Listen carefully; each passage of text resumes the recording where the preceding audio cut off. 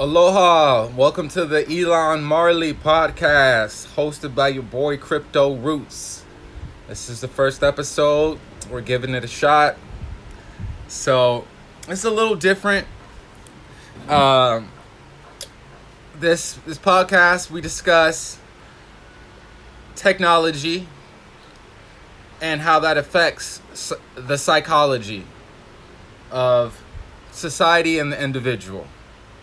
So, we're going to talk about issues that I see going on with society and issues that I personally have. And we got a special guest today and just have an in-depth discussion.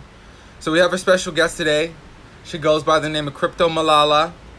She's one of my mentees.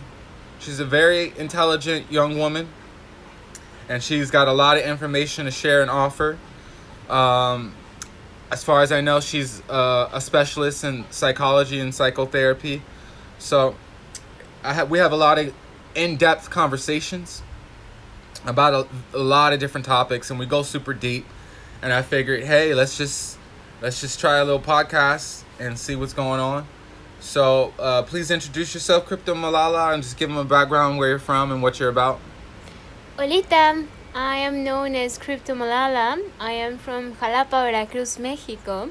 I have studies in human development, and I am a core energetics practitioner. And I am really glad to be invited in this podcast to talk about how technology has to do with social innuendos. Would you mind sharing us a bit more about this core energetics? I'm not sure many people. I haven't really heard of it, and I'm sure my audience is looking to learn more about it. So, would you mind sharing a bit more in depth about core energetics? Yes, well, core energetics was founded by John Pierrakos and Eva Broch.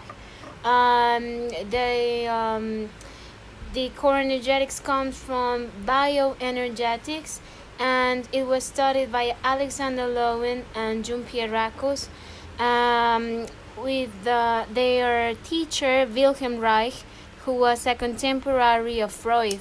So it has to do with psychoanalysis, it has to do with the body, it has to do with energy combined, and how all of our bodies resemble, especially the physical body, resemble our life story, how our biography is literally engraved in our bodies. Because character comes from the Greek, which is to engrave.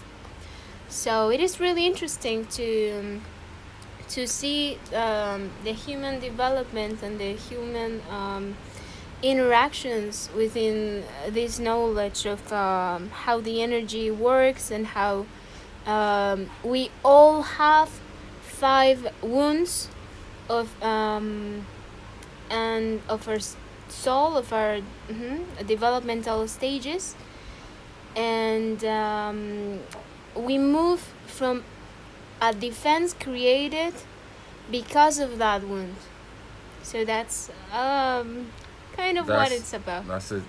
That seems deep. It's hard for me to really pinpoint what it is, and maybe it's not supposed to be pinpointed. Maybe maybe it just encompasses a lot of different emotions and topics, whether being physical and psychological, I guess. That's dope. Then you really sound like you're qualified to share your personal experiences and opinions and scholarship. Whew. So, the topic I want to talk about today the most is selfies. Now, the effect selfies have on the individual and as a group, as society as a whole. So, let me share my personal opinions, and then I would like to hear yours. And I'm gonna try to be as unbiased as possible. This is all about to have an open discussion. It's not to say this is what it is and this is how I feel and everyone should feel this. Nah, it's just a place. This is just a podcast where I want to express things, opinions, and I want to see how other people feel. So, the phenomenon of selfies, due to obviously the use of smartphones and better technology, selfies didn't really become a big deal to me until one day I was like tripping on mushrooms, and I was at a house party. This was back in Maui, when I was living on Maui, and there was this guy there. And now that I'm a bit older, he's kind of he was narcissistic. He was really into himself, kind of like a lady, like always hitting on ladies, just always, with a smile and handshaking everybody. And so he was one of those dudes who just loved attention. And it just so happened that I was behind him one day. I was just sitting in a chair in the kitchen, tripping on mushrooms, and I see him pull out his phone, and I see him go through his pictures, and literally almost every single picture was of him. Like, and he was just going through it, and I was just like shocked, blown away. Not only am I tripping, but I'm like, this dude seriously has like almost every picture in his phone album of him. Like, and each picture is like barely different from the next one. It's like slight facial expressions. Yes. And I was like, whoa, there's something going on with this guy. Like, and that's what really that's what really stamped it in my head that this is actually a problem now. It could have been a problem for whatever, MySpace and, but me personally, that's when I knew like, yo, this is actually like a deep psychological shit to deal with. And it's not just women, it's men as well. So it has nothing to even keep gender out of the conversation when it comes to selfies. It just so happens that I personally see more women take selfies, but that doesn't compare to someone being alone taking selfies. Now, nothing's wrong with the actual act. I feel nothing's wrong with the actual act of taking a selfie. Like, nothing's wrong with that. What I do have an issue with, and is the excessive need or psychological need to take a selfie. And that's new. That's new. And that also it becomes a habit. And you start to use that habit in other ways. So you may just take a selfie, whether to show people, but then when you pull out your phone to take a selfie to attract attention, that's when we're dealing with some weird shit. That's when we're going in, because if you feel the only way to actually attract people or to get people's attention is to pull out your smartphone and to either pretend or actually take a picture, and it's obvious it's obvious, and you could be like, oh, they pull out their picture to try to they pull out their phone to try to take a picture of themselves to get my attention, and that's kind of digging too much in your own ego at the same time. So most people just don't say nothing. So the habit continues to habit, and it keeps growing because we're all like, oh, that selfie thing is just so small, it's no big deal. So the habits get worse, and then you have like group selfies. And I see this especially it's weird, with high school people and old people. For some reason, high school people, it's like, that's all they do is like, let's go out. And the act of going out is all they do is take selfies. And it's like, and the same thing with like old people in like late 50s, or, you know what I'm saying? It's like, all they do is go out and take selfies. Or a group selfie. I'm like, whoa, like, this is crazy. I'm just trying to walk in the park. I'm trying to walk down the beach, like, and like it's like you spend your time always trying to capture your time. You spend your life always trying to capture your life. So you're actually not really having a life. And I like, yo, that trip, like it just throws me off. Like, yo, this is how deep. This is like some Black Mirror shit. Like, this is like some Black Mirror shit. Like, yo, you want to go out and have fun? Well, we're out now, and now it's just the norm of having fun is taking pictures and taking selfies. And I can go even deeper, and we'll talk about it, but it's like, this is something I just want to talk about, man. And I can't tell anyone not to take a selfie. I can't say I never take selfies. Like, there's a difference between just taking a picture and being artistic. Those are two different worlds. Taking a picture and taking an artistic photo, those are two different realms of thought and intention, but use of the same tool and technology. I like when I see creative images or even creative selfies, or now and then let me go into that. Creative selfies is like, people, how creative are we going to get? When I mean creative, like, how much risk are people taking to take a selfie? It could seem creative, but it can seem risky and egotistical. The fact that you're going on top of a 20-story building on the edge, taking a selfie. Like, no, this is real shit. Like, or in some dog cage or some animal cage, like with some tigers taking a selfie. Like, it's like, yo, that's, like I said, this is just an open discussion. I'm not here to shame anyone. I'm not here to say I'm better than anyone. I'm just bringing up some things that I just feel are issues. So, Crypto Malala, what are your own personal thoughts taking selfies? Do you take selfies? Did you at any point feel you were having a problem taking selfies? What is your interpretation of society and selfies? And please share. And by the way, I'm burning a fat one with Crypto Malala, so that's just how we get down, all right? You know, this is Crypto Roots. This is the Elon Marley Podcast hosted by Crypto Roots. So, sorry to interrupt you. Please, the floor is all yours. Thank you. Wow, yes. I mean, that sums up several points that I have actually written down.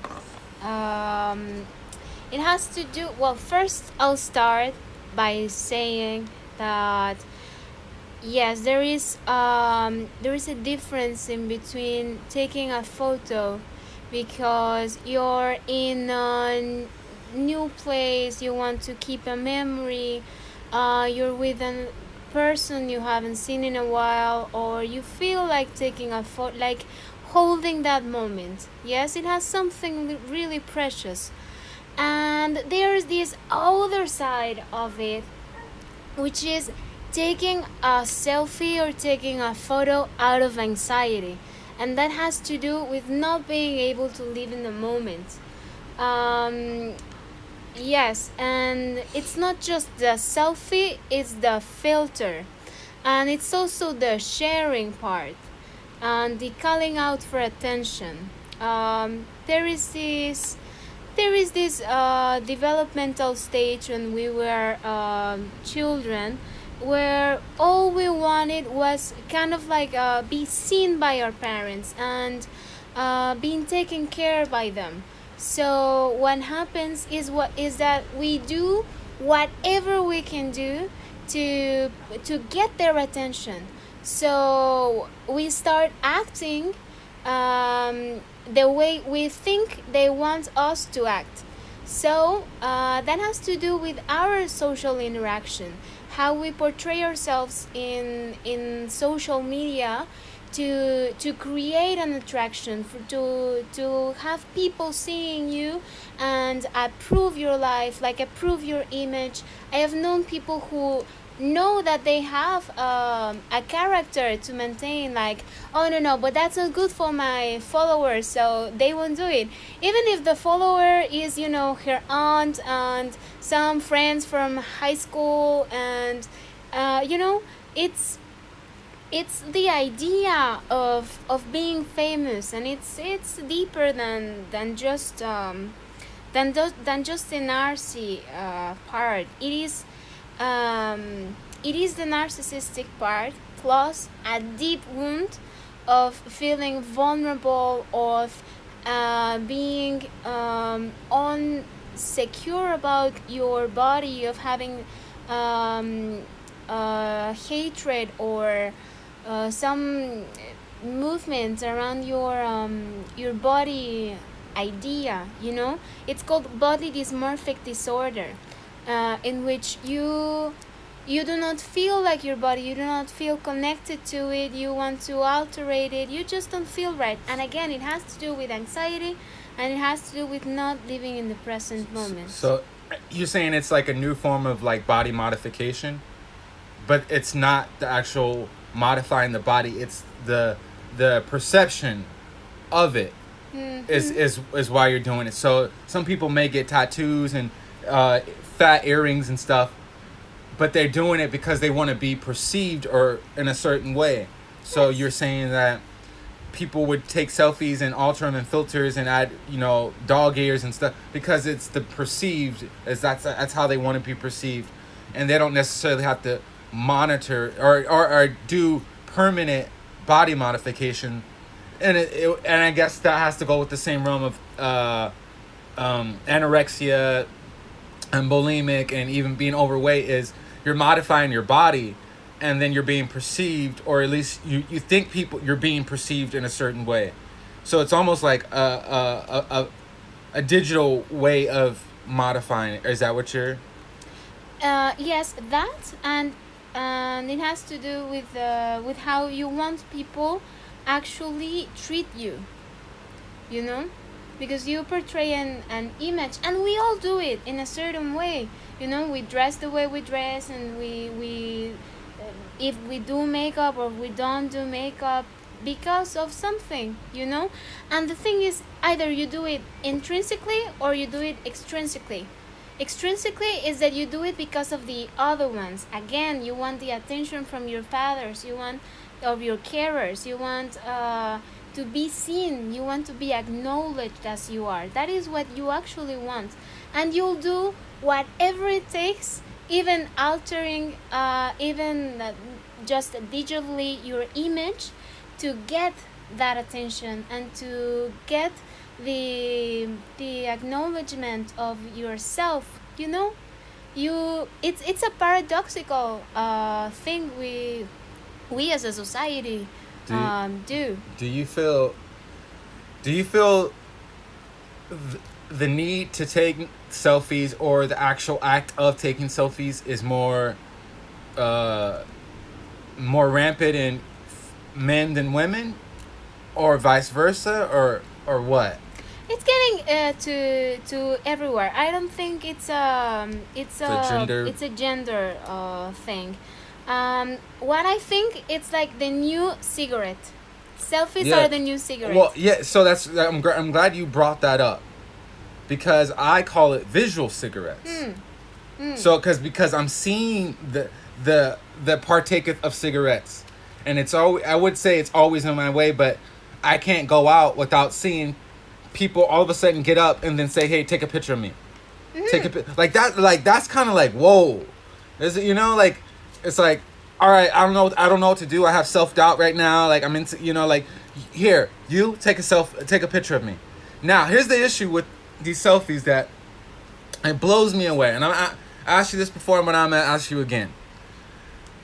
Literally, just realistically speaking, how long does it take to actually take a picture? Realistically speaking, with the smartphone, how long does it take? A few seconds. Literally, Nothing. a few seconds. I would say 15 seconds is the higher end, right? I can't believe it when I'm outdoors and I see people taking photos for literally over an hour. Like, over an hour. Like, that was the whole experience of being outdoors, was taking pictures. And, like, it just doesn't add up. Like, if the math just doesn't add up. If it only takes a few seconds, why are people taking hours, 30 minutes, hours plus worth of photos. Like, and I'm thinking, like, what are people doing with all that extra data on their phone and photo? Like, it's just like, yo, people are going to have so much extra junk data. I need to just start renting out data storage somewhere, you know, because it's just going to be an excess of just data that people don't use, don't need, but don't want to get rid of. You know, that's the worst part. They don't want to get rid of it. I don't know everybody, but I would assume that if you're insecure enough to take selfies excessively, then you would be insecure to delete them excessively. Like, I don't know, it's almost like some hoarding. I don't know, but it blows me away when the act of taking a picture is drawn out to a whole event outdoors. And I don't know, I just think that time could be spent more wisely. You know, like learning an instrument, playing a song with a group of people, you know what I'm saying, taking a couple shots, putting the phone away, being part of the atmosphere and the environment. And it's like, yo, because I'm from Hawaii and I travel to touristy places, and I'm used to people taking pictures, so I'm already have a threshold that, you know, higher than the most. So when my threshold is like crashed because people are just it's like, yo, this is crazy. It's some Black Mirror shit. And I just recently watched pretty much all the episodes. We still got to finish a little bit more, all the Black Mirror, and it just nailed it. It nailed it. So I'm as a self-taught software developer, and I'm into don't get me wrong, I'm into technology. Like, I'm into technology, but at the same time, cryptorootz still has rootsy vibes. You know what I'm saying? Like, I have to get back to outdoors. I have to put away the digital shit from time to time. A couple times a day, I have to just take a break because of my overall health, physically and psychologically. Now, I don't expect everyone to be perfect. I'm not saying I'm perfect, but I don't like it when a bunch of people come to a place that has good vibes and good energy because of the people that are bringing the good vibes: musicians, dancers, fire spinners, body painters. Like, you know what I'm saying? These are people who are displaying their art, their passion, their talents. And yeah, this is modern society. People are gonna take pictures. But what happens is, if there's more people taking pictures than the people that are actually performing, then there is nothing to take pictures of at a certain point. Look, you know, there's nothing to say. Because I used to be at a drum circle on Maui. It's called Little Beach. You can look it up on YouTube. I'm one of the drummers. It's every Sunday, and it's a world famous spot. People from around the world travel there, and you know, people take pictures. But at a certain point, the people closest to me who just got the camera right in my face and people just like are so like they're so stuck on trying to capture the moment. It's like invasive, and it like ruins the vibe of like, yo. And I just have to tell people sometimes, like, I have to whisper in there, it's much more fun if you join in. And they just immediately just put the phone down. Yes. And then just like, they're just like, just shame. Like, it's like, yo, like, add on, be a part of it. Yes. You know, it's like, and it's kind of rude because it's like, you're just here to take. You're here to take. That's the same thing with the picture and record. You're just here to take. Like, add on positively in a way that's you'd benefit, you know? So that's what irritates me. Obviously, you can't stop and you can't get pissed off if you're going to be performing in a public venue. That's just the way it is, you know? And who knows, that video could make you go viral and whatnot, but that got annoying. It's frustrating. It's annoying because I'm playing these drums passionately, and you find it almost as just something to entertain and to capture and show your friends, and it's like, yo, just grab a drum and drum with me or start dancing with us. So it's like, who's really living life at this point? It has nothing to brag. Like, I'm just not afraid to be myself in public. I've already dealt with humility, and I understand that what I have to offer the world is so much more beautiful. So I'm not ashamed to, you know, occasionally be recorded, but at the same time, that we could do so much more as a society if we didn't feel the need to capture everything. You know what I'm saying? So that's what I do miss about like I wouldn't say I didn't grow up, but I would imagine life in the 1960s, 70s, and before that, like just a little bit more, less anxiety. I can only imagine, because people didn't really feel the need or have the technology and tools to just capture the moment all the time. So what are your thoughts and your feelings about that? Wow. Yeah, it's deep, man. Sorry, I know. You want to hit this? I mean, you want to take yes. a hit?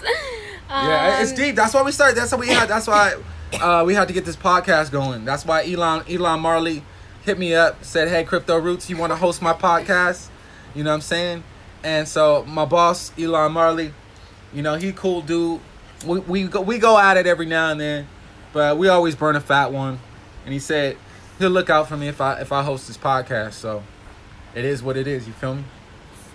Word. Okay. People are focusing so much on capturing the moment that they forget or they have forgotten, or maybe they have never actually lived the moment. We have to learn how to live the moment, to actually be present in all of our senses, bodily, in our actions, mentally. If you're thinking about the past, you're dealing with depression. If you're thinking about the future, you're dealing with anxiety. If you're dealing with the present moment, you get life as it is without subtracting anything and without adding anything to it. You know, that's a point I want to make. About aiming to perfection, about aiming to have the perfect selfie or the perfect moment at the beach, and you put you upload it to Instagram and all your social media, and you put a beautiful quote about a book you have never learned, but you've searched for a quote that fitted whatever idea you wanted society have for you. That's the point. And if you think that 1 hour is a lot, or more than 2 minutes is a lot, Danny Bauman actually spent 10 hours every day from he took school days off and had issues with their parents. He lost 28 pounds. Who's this guy? His name is Danny Bauman. And Is this man who was in high school, and he wanted to get the perfect selfie. He had something called body dysmorphic disorder, which didn't it has to do with self-esteem, low self-esteem, low proprioception, which is the ability of actually knowing where your body is and its dimensions, you know. And this man killed himself after a while. He went really deep into aiming for perfection, so much that when he realized he couldn't get it, he decided to take his life. Now, there's something I want to point out of here, because everyone tells you that nobody's perfect, and that's like to make you feel that you are imperfect, you know. And the thing is that you are perfect just as you are, just the way you are perfect. And now, sorry to interrupt you. Now, I get what you're saying, but to someone, or to most people, that really doesn't hold much weight. You are perfect. You know what I'm saying? It's like, it doesn't, like, it's not like, damn, this is gonna stick with me for like a week now, you know? It's more like almost immediately dismissed, because it's why don't people accept the fact that they're already perfect? That's an issue, you know what I'm saying? I want to pinpoint that. Why doesn't that really affect people to the point where, you know what I'm saying? Like, they're just like, but you tell them that and it's like almost immediately dismissed. You know, like, you know what I'm saying? Or you get the idea of, or the little voice out behind saying, but you could be even more perfect. And that has to do with that vulnerability you are afraid to touch. Okay, let me ask you a question. Now, let's switch it up. As far as the positives of taking selfies and smartphones. Now, in certain rare cases, there's individuals who have physical, injuries, physical deformations from birth or from any major accident, and they've never gotten the chance to really feel confident about their physical look. And maybe I'm just trying to put myself, I'm not just trying to be closed-minded, I'm trying to be open-minded. Maybe there is some positives into the augmented reality, into the selfies, into the sharing for a person to kind of adapt a new look that they never, you know what I'm saying? Put on a new mask. And if it does give them a boost of confidence, is that anything wrong with that? Because they have maybe one eye or a messed up nose or a cleft lip, and and it's not that you're trying to mislead people, but what if you can use these filters and these to creatively draw out the beauty in that individual? Do you think that is sustainable for that individual? Do you think that's misleading? Or do you see it as it's just a tool and people can play with it however they want? If they can make themselves look beautiful, they can make themselves look even uglier.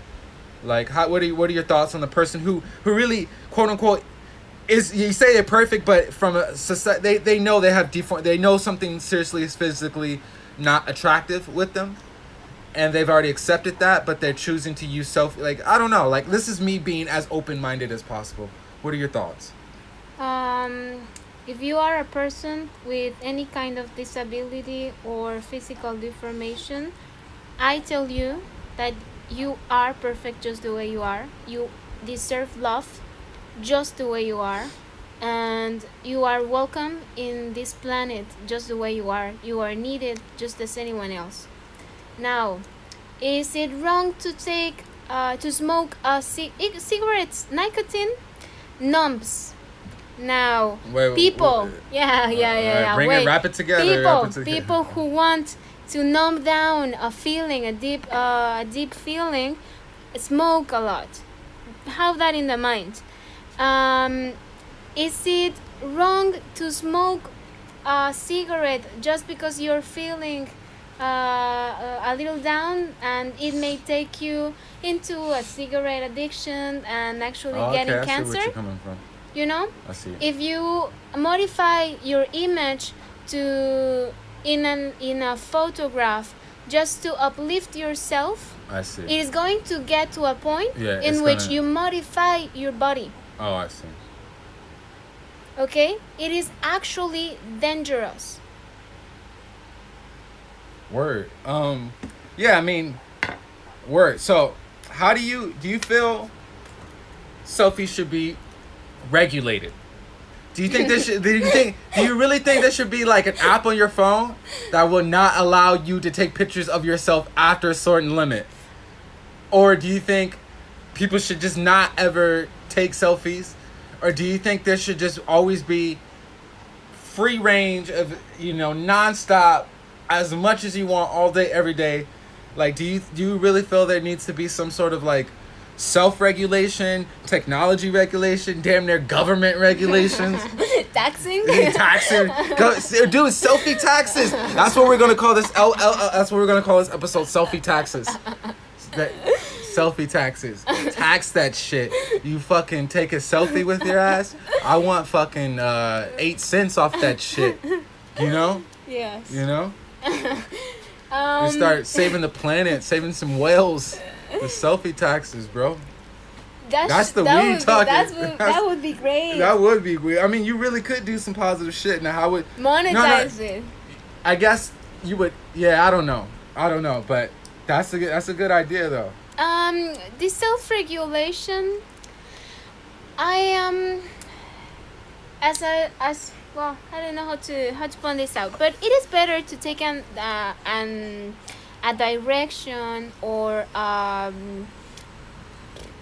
decision in your life if you do it because you want to do it and not because someone else wants you to do it.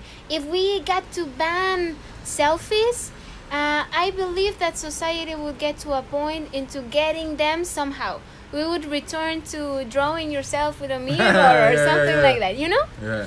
And, so you're saying this is instinctual. It's almost genetic. We want to see ourselves. We want to know ourselves, to know our body, to actually we hold our father and our mother. Whether you have them or not, they are your biological parents. You know, because people have told me, but I have gay parents. I have two fathers. You know, I don't have a mother. Well, you were carried in a wound, so you carry that DNA. You carry that information, and it is encrypted in your body. It's also the progenitor. You know, so it is a way of holding not only them but all of your ancestors. It gets deeper. You know, the body perception, the actual loving yourself as you are because you are the perfect manifestation of the universe. That's why you're perfect. You know, and perfect for who? You have to be perfect for you. And because of you, because you are the universe. You hold every material and every single shape and color you can see in it. All right. You know? I dig it. You know what I'm saying? I appreciate it. Now, let's switch it up. I want to talk about Black Mirror with you. Have you seen the Netflix series Black Mirror? I have seen the Netflix series. What are your personal thoughts and feelings about, without giving away any spoilers on any episodes? What are your personal feelings about? What are your personal? And I'll share mine as well. I believe it portrays truth and possible truth. It is the future, but the future is now, and it is presenting it. Things happen just as you see them happening on this series. Dope. Yeah, so I'm not a big Netflix dude. Not saying I don't watch, but I've just been in my own world. But I was introduced to Black Mirror, and I got hooked. Man. I did. I got hooked. And the reason I got hooked was the use of modern technology and how it affects how it's used to control or manipulate society. And I just felt like it was very creative, and I could relate to it. I could see how that could happen, and I could see certain things already happening. Like, pretty much, like, now I walk around and be like, yo, I'm in an episode of Black Mirror. Like, everyone's just got their cell phones out. Like, and da-da-da-da-da. So, it helps me, it gives me a reference point. That's what I appreciate about the show. It gives me a reference point to at least refer back to something. Because I had like more anxiety not knowing what to make of it, or how it can be creatively put into an art form such as a film. You know what I'm saying? So it's got me thinking, just I need to start representing my ideas and start not seeing everything as a negative, but find ways I can creatively use smartphones, technology, 5G. Like, that's my thing. It's like, I don't feel none of this technology is anything to fear. it's your lack of control over it is the only thing you should be fearing. Is the fact that you don't know how these software and these programs and how the internet works, HTTP, and you know what I'm saying? Just package managers, front end, back end. Not knowing that is how it works, puts people in fear. Not knowing how AI is essentially if then else statements. That's all it really is. If this, then do this. And if not, do this. And it just does that so fast. It eventually starts to put all the truths and the ones together. So I mean, once you know how this is work, how it all gets down, machine learning, like you're more clear and you're actually more creative. But when you don't know, you know that there's other people that can utilize this technology to control you. And most people don't understand that they're already being controlled. Yes. They're already being controlled. The apps make the decisions for them. The YouTube videos make the decisions for them. People they think they have choices when all the choices have been made for them. So, smartphones and technology, it's just a tool. And you can either be a slave to your smartphone, meaning you go to work to pay your smartphone bills, you go to work to pay the apps on your bills, like you work, and while the cell phone's collecting all your data or recording you in the background, or it's got all your menstrual calendars, like all that data that you share with your app, and then you go and pay for it, your phone becomes a liability. It becomes something you constantly have to keep paying for and keeping up. But on the flip hand, if you see it all as opportunity and you see your smartphones as opportunity, you can actually be an entrepreneur, a full-on international entrepreneur from your cell phone. You can record videos, post them on YouTube, get however many views. You can edit videos on your YouTube. There's different trading apps. There's different there's Etsy, there's different eBay apps. You can take a gift on the street, like literally you can be a entrepreneur on your smartphone, and your smartphone becomes an asset. It's something that makes you money. You can pay and send people money around the world, and you know, whether you, especially if you do it decentralized, you can mine on your smartphone. Like so it's how you use this tool that is, well, just like anything else, but it's how you use this tool. And I choose to use this tool as an asset. I choose to see my smartphone as an asset. And if I see it as an asset, it's something that should be valued and respected, and I don't need to spend most of my time on it. I only need this tool on the right occasions. You know what I'm saying? So it's just a different attitude I have about my relationship with my smartphone. And when I do take a picture, it's so few and far between that I feel like, this is the right moment. This is the right moment. You know what I'm saying? And I barely am on Instagram, but when I do, I post a picture once every 3 or 4 months, just to let the people that I used to be cool with, or still care about me or whatever, know I'm still alive. And I feel like there's just much more swag in posting a selfie once every, maybe three or 4 times a year, like at most. There's a lot of swag in that. There's a lot of swag, because it shows that the things that you're really taking pictures of and posting have nothing to do with yourself personally, and or you're not posting pictures often and you're just doing other shit. Like it's weird. I just feel your audience respects you more the less selfies you post. And I could be wrong. I mean, this is just an open discussion. You can share your comments. But Crypto Malala, you got anything else you would like to share with us? Yes, about technology and how it is literally, as in etymologically, a tool. Like that is what it means, technology.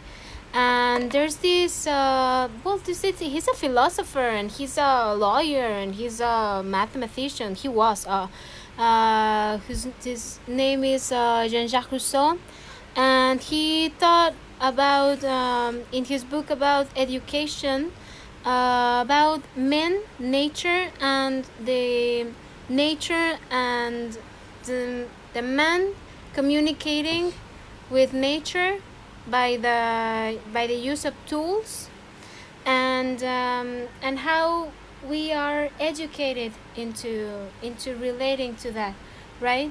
And we use our thoughts to communicate with the computer. As a programmer, you know that you put on the computer what it has to do. So you create things, right? You make them possible, and you make them possible and not tangible, but seeing on the virtual reality. So we create worlds. We create virtual realities, which is a reality that exists, but only in a realm, you know? And what happens with people who get hooked in the virtual reality is that they believe that everything that they see in there is absolutely truth. Like, people would tell you, no, it is truth because I saw it on Facebook. Like, I'm not going to say Facebook is good or bad, you know, it's a tool for communicating. But if you see it, and just because you've seen it and it has a lot of likes and a lot of views, it doesn't mean it's actually true, you know? And not because people like it, it's a good thing.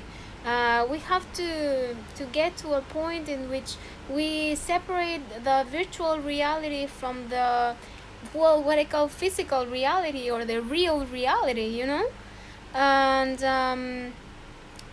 what I have to say about how we communicate and how we must be careful with our, not only our thoughts, but our consciousness, and more than our consciousness, our intention. We have our intention to create, or we have an intention to destruct. You can log in into the internet that day, and in the morning you wonder with yourself. You ask yourself, do I want to create something good today, something better for my community, or do I want to destroy something? And if you want to destroy something, I mean, there are ways to transform the destruction part into transformation. You know, if you hate someone, first respect it from the distance, and when you are cool, you know, you may creative ways you think it should be done, so you can put on the things you want to see, not only in your virtual reality, but on the physical reality. Like, if you see something that you don't like, create something better. Do not fight it. Just go and do something proactive, and see how that switches everything. In core energetics, we talk about two things, which is consciousness and energy. And I would say the consciousness about the energy, how you are energy. Your body has it. It is fueled with the sun, with the water, with the food, you know. And if you are conscious about how you create your world, you can create a better space for you, a better world for you, a better story for your life. You modify reality just as you can create and modify virtual reality. That is what I have to say. Damn, that shit is deep. Hit this. Smoke this shit right here. Yeah, that's all you right there. That shit is deep, yo. For real. Yeah, I'm all about it. Selfies, at this point, I think they're a hazard to society. There's an excessive amount. I feel it's only getting worse. When 50 parents grandparents are the ones hooked on Facebook, are the ones hooked on posting. And it's almost, let's talk about this. It's like a jealousy thing. I notice. I've been around, especially in Hawaii. It's like I'm only taking pictures of me and my cousin or my aunt just to show you guys, because I was jealous when you guys took a picture of somewhere else and I wasn't invited, or now that, you know what I'm saying, like it gets kind of weird in like family wars over like I'm not trying to dig too deep, but it's like some of these older people, they get so jealous and envious, and the only reason they even travel was to show off a picture just to post it. It's like the only reason I'm even in this act of doing this in nature or whatever is just to post it, just so I hope that you feel bad or guilty or insecure or unfulfilled like I felt when I looked at your picture. So it's like this deep, it's like deeper and deeper, and it's like within families and your cousins, and it's just like this whole fake feed of people just smiling and hugging, and that they all fucking hate each other, or they're all jealous or secret, or you know, it's just some weird shit.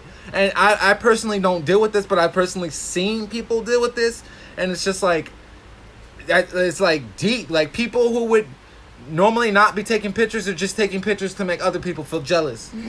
Like this shit is like, it's crazy, yo. Like this shit is crazy. Like, what are your thoughts about that? Like jealousy within families over selfies on Facebook, and like, you think that's a real thing, or am I making this up?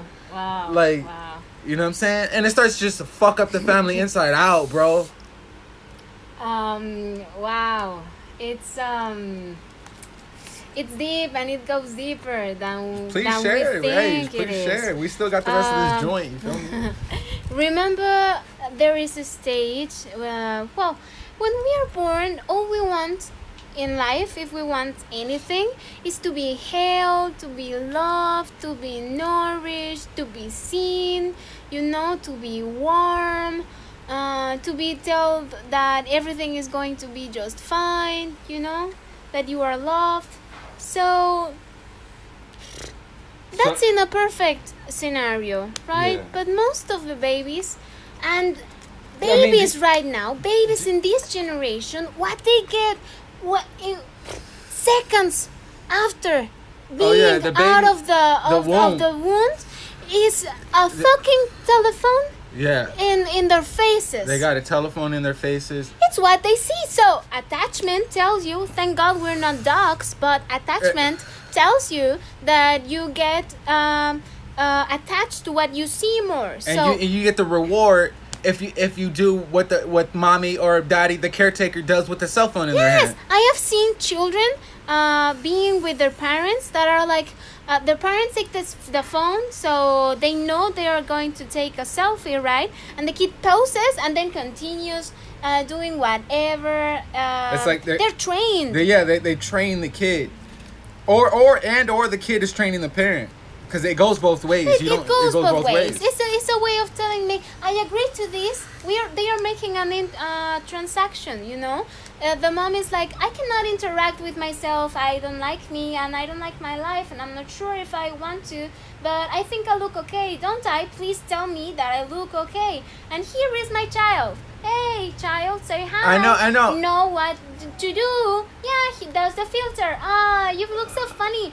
And I've seen worse. I've seen mothers being with their children and taking the filter and scaring them. There are videos on the internet about that and how they scare the children. So it's like the moment they have to interact with their mother, who is a robot that is stick to her phone. Yeah. And the children grow up thinking that the mom is attached to the cell phone, so the cell phone is a representation of the mother, so they will be attached to the cell phone or the tablet because that is the way they know how to interact with adults.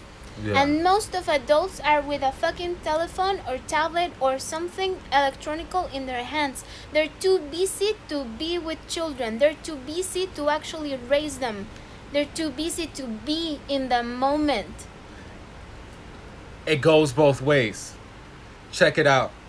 Sometimes the only way to get rid of your kid is to give them a tablet or a cell phone.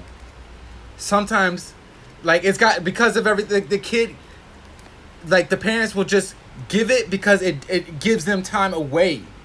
Yes. Like it's just like, yo, go, and then it gets to the point where that's all the kid wants to do, and doesn't even want to interact with the parents, where the parents have to take the phone or the tablet away, because like, no, like, and that is so unfair. So because first they're telling them, here is something that I take care a lot more than you, and I see a lot more than you, aka the tablet. Let's call it like that. Yeah. And since I love it more than you, when I want to be with me, that I love more than anything else in the world, and I don't want to be with you, I give you the tablet, and you better take care of it, right? And they take care of it and not interact always with it. Most kids don't really know how to. They bang it, they break it, or I mean, sometimes like, yes, because they're angry at their mother, because what they want is attention. Again, all that we want in the world is to be held, to be loved, and to be told that everything is just fine. Stop it! You're about to make me cry. Mom. I get it. All right. I mean, all right. That's. We're gonna wrap it up. We just want. I just wanted to vent. Thank you for sharing and expressing yourself, Crypto Malala. Thank you guys for listening. So you can holler at me, cryptorootz. Email me, cryptorootz at protonmail.com. for the counseling or the consulting or the mentorship. Crypto Malala, where can they find you, and what services can they receive from you or your offering? Emotional support. I'm a core energetics practitioner, so we may have a video phone and a little counseling session. Yes. And, like a pre-thing, and if it works out, you can charge a little. You know, She's very affordable. She cares about her profession, and she's just willing to go the extra mile. Where can they find you? What's your email and your IG? cryptomalala@protonmail.com. Spell the Malala. I am going to spell it all. CRYPTOMALALA @protonmail.com. Right? And and I also teach Spanish if you want to learn. Yeah, she's a Spanish and English teacher. I also make programs for parents, like developmental games that they may use stage by stage, and they are really affordable, like things that you can find at your home if you want to give your children another option rather than just a tablet. And I just want to wrap the old part, people part. The floor is yours. It has to do with, as you say, fear of missing out. People are doing things that they used to. They would never imagine that people would do. Yeah. My grandfather used to say that in the future people would have televisions on their phones. Right? He said that? He said that. He had this vision on a mushroom trip. Yeah. And yes, and it didn't get just there. And the cell phones are a great tool for everything, for almost everything. But yes, it has to do with fear of missing out. They're like imagine the development. We used to think about development as linear, but it is actually like a spiral, like a Fibonacci spiral. Look it up. We spin throughout our stages every 7 years or so. We give another turn to the stages we have lived. So old people are living like children. They are actually acting out like children, although they are not children. They are grown-ups, and they do have another experience. So I can see how this vulnerability and fear of missing out can jump out just as and they're just anger. They're just doing something they wouldn't. And they got better phones because they can afford them, because they have worked their asses all of their lives. Yeah. So yes, and teenagers take selfies the most. Yes, because teenaging teenager years are a stage when you're trying to find yourself, and you search approval with the others. Again, it's another spin to that part in your life where you were searching the approval of your parents, like, look ma, now I can walk, look ma, I can sip in my cup without dripping all the water, you know. Yeah, I want to go. I could go deeper, but I'm gonna wrap it up. I'll leave the comments on, and share your opinions if we should continue to do this and have these talks. And aloha, much love, take care. Bye, mucho amor.